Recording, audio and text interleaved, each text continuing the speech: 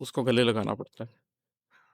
تنہائی میں، سناٹے میں، اکیلے میں، خاموشی میں جس طریقے سے آپ پہلے اپنی ذات کو پڑھتے ہیں، پھر کائنات کو پڑھتے ہیں، انفس کو جانتے ہیں، پھر آفاق کو جانتے ہیں، اپنی زندگی کا مقصد کو جانتے ہیں، اپنے رب کو جانتے ہیں، اس کے اپنے رب اور اپنے درمیان جو تعلق ہے اس کو سمجھتے ہیں، وہ کسی صورت میں اور کسی طریقے سے ممکن ہی نہیں ہے۔ تو دل کی باتیں اگر آپ سننا چاہتے ہیں، اندر کی باتیں آپ سننا چاہتے ہیں، تو تنہائی اور سناٹے کو امبریس کریں، اس سے آپ کو وہ خوشی ملے گی جو کسی میلے میں بیٹھ کر آپ کو نہیں مل سکتی۔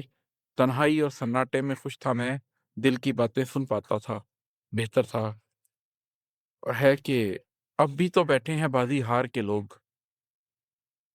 اب بھی تو بیٹھے ہیں بازی ہار کے لوگ، کر لیتے جو ہو سکتا تھا، بہتر تھا۔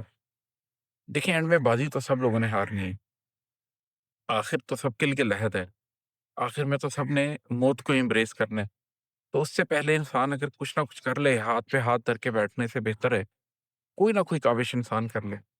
حضرت خالد بن ولید رضی اللہ تعالیٰ عنہ کا جب انتقال ہونے لگا تو بستر مرگ پہ تھے، تو وہاں انہوں نے یہ بات کہی کہ جو کاورڈز ہیں وہ میری موت سے عبرت پکڑیں کہ اگر جنگوں میں جانے سے، اگر لڑنے سے، اگر جہاد کرنے سے موت آنی ہوتی تو مجھ سے زیادہ کس نے ان جنگوں میں حصہ لیا، لیکن موت جہاں لکھی ہے وہیں آ رہی ہے، میں بستر کے اوپر مر رہا ہوں۔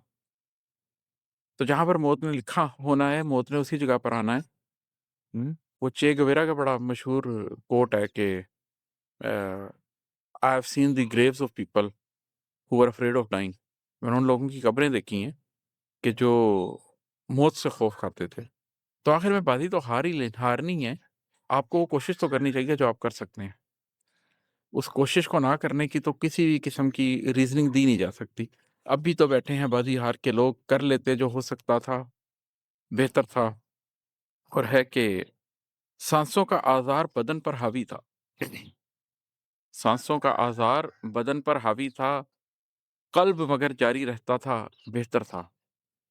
جب آپ کے قلب جاری ہوتا ہے تو آپ بڑے شدید غم سے گزرنے کے بعد قلب کو وہ تحریک دیتے ہیں، اندر سے قلب اس وقت تک زندہ ہوتا ہی نہیں ہے جب تک آپ اپنے جسم کے ایک ایک ریشے سے انرجی کشید کر کے قلب کے حوالے نہیں کرتے۔ تو اس سے جو سانسوں کے آزار سے آپ گزرتے ہیں، جسم جس تکلیف سے گزرتا ہے وہ پورے بدن پر حاوی ہوتا ہے، سانسوں کا آزار، وہ آپ کے ریشے ریشے میں جو ایک دفعہ تکلیف ہوتی ہے وہ آپ کو اس سے گزرنا ہی پڑتا ہے۔